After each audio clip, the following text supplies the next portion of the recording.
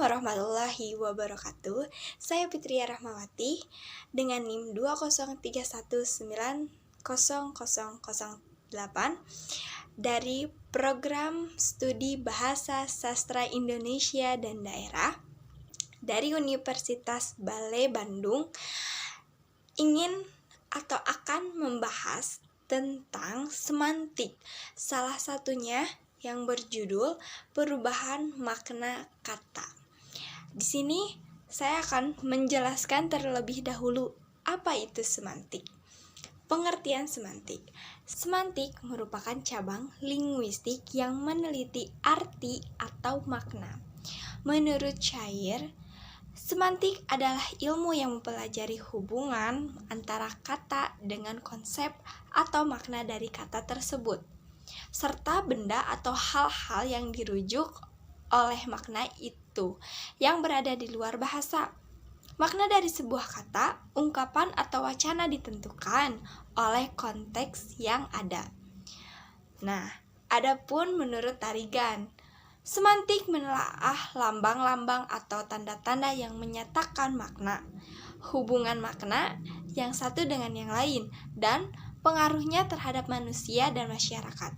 Jadi, semantik senantiasa berhubungan dengan makna yang dipakai oleh masyarakat. Mempelajari semantik identik dengan mempelajari makna. Oleh karena itu, mengetahui lebih jauh tentang semantik, medan makna, dan komponen makna terlebih dahulu. Di pengertian semantik menurut Tarigan dan Cair. Sekarang pengertian komponen makna. Komponen makna atau makna kata merupakan bidang kajian yang dibahas dalam ilmu semantik. Menurut Chris Dalaksana 1993-148 berpendapat makna adalah meaning, linguistic meaning, dan sense, yaitu 1. Maksud pembicara, 2. Pengaruh satuan bahasa dalam pemahaman persepsi atau perilaku manusia atau kelompok, 3. Hubungan dalam arti kesepadanan dan ketidaksepadanan antara bahasa dan alam, di luar bahasa atau antara ujaran dan semua hal yang ditunjukkannya. 4. Cara menggunakan lambang-lambang bahasa. Nah, itu menurut Chris Dalaksana. Sekarang, adapun menurut Aminuddin 2011-53, makna ialah hubungan antara bahasa dengan dunia luar yang telah disepakati bersama oleh para pemakai bahasa, atau sehingga dapat saling dimengerti. Dari batasan pengertian itu dapat diketahui adanya 3 unsur pokok yang tercantum di dalamnya, yakni 1. Makna adalah hasil hubungan antara bahasa dengan dunia luar.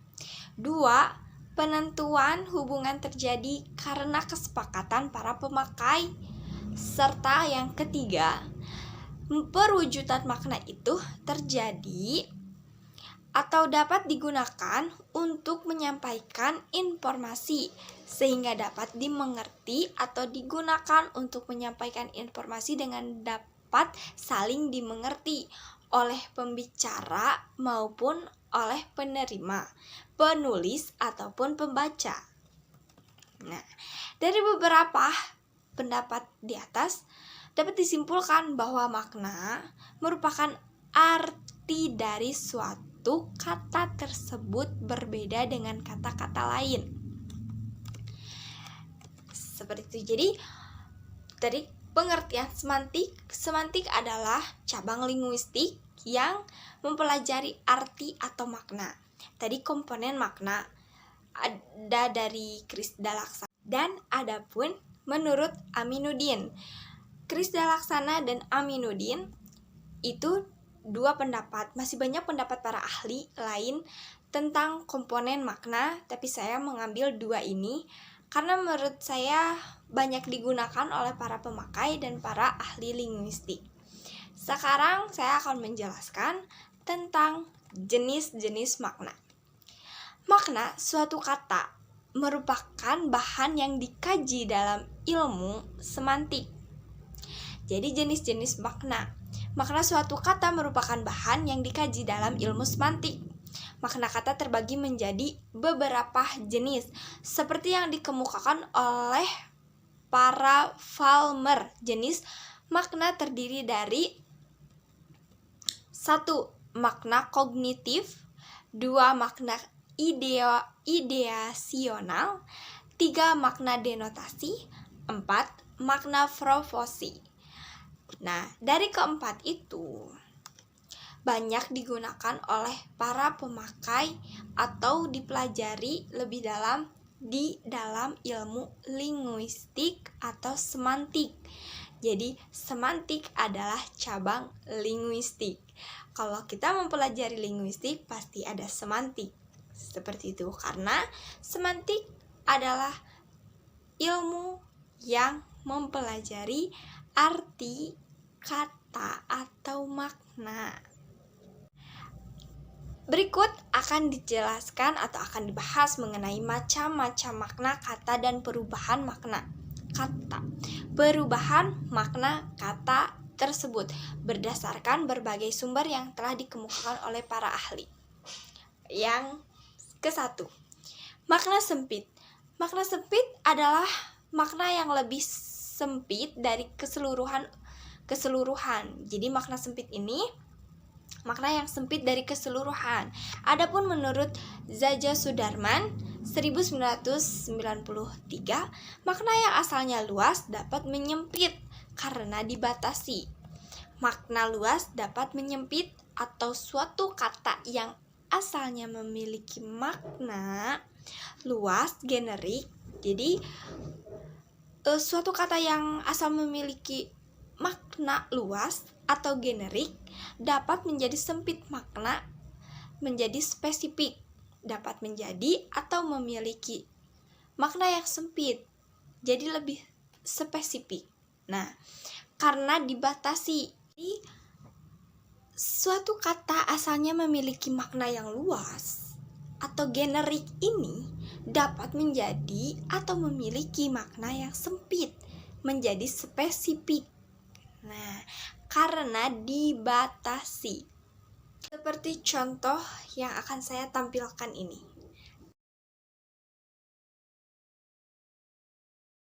Kedua adalah makna luas.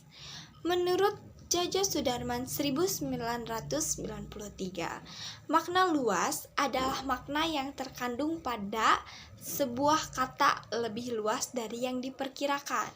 Nah, makna luas adalah makna yang terkandung pada sebuah kata lebih luas dari yang diperkirakan. Seperti contoh yang akan saya tampilkan ini.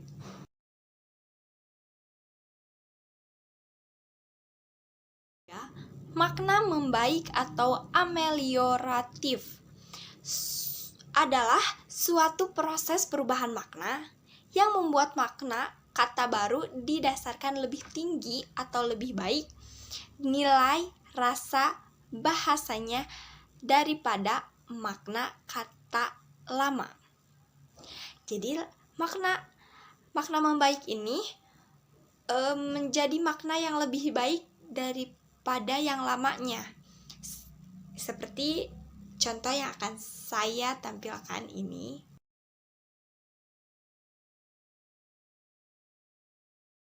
Keempat, makna memburuk atau peyoratif. Suatu proses perubahan makna yang membuat makna kata baru dirasakan lebih rendah nilai rasa bahasanya daripada nilai pada makna kata lama. Tadi, makna membaik adalah suatu proses perubahan makna yang membuat makna kata baru dirasakan lebih tinggi atau lebih baik nilai rasa bahasanya daripada makna kata lama. Sedangkan ini adalah makna memburuk. Suatu proses perubahan makna yang membuat makna kata baru dirasakan lebih rendah nilai bahasanya daripada nilai pada makna kata lama. Sedangkan yang membaik menurut dirasakan lebih tinggi atau lebih baik kata baru ini jadi terpakai gitu, dapat diterima. Sedangkan makna memburuk, makna yang baru namun dirasakan lebih rendah nilainya daripada kata lama ini. Seperti contoh ini yang saya akan tampilkan.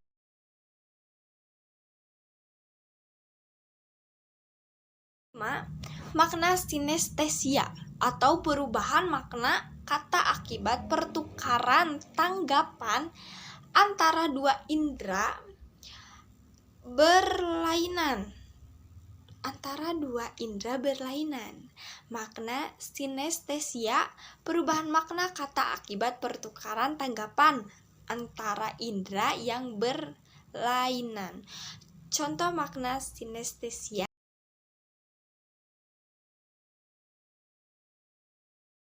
makna asosiatif atau perubahan makna kata yang terjadi karena persamaan sifat. Seperti ini contohnya.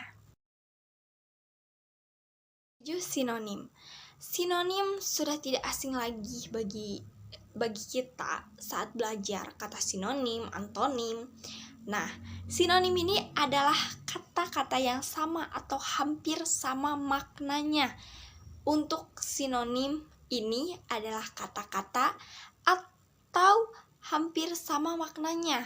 Kata-kata yang sama atau hampir sama maknanya. Jadi, sinonim sering disebutkan juga persamaan. Sinonim adalah persamaan. Sudah sering kita dengar di SMP, SMA, ataupun saat kita belajar kata sinonim adalah persamaan. Seperti ini contohnya. Yang ke-8, antonim. Antonim adalah kata-kata yang berlawanan maknanya. Kalau tadi antonim adalah kata-kata yang berlawanan. Sedangkan sinonim adalah kata-kata yang sama atau maknanya yang sama. Jadi sering kita dengar, sinonim adalah persamaan. Sedangkan antonim adalah berlawanan.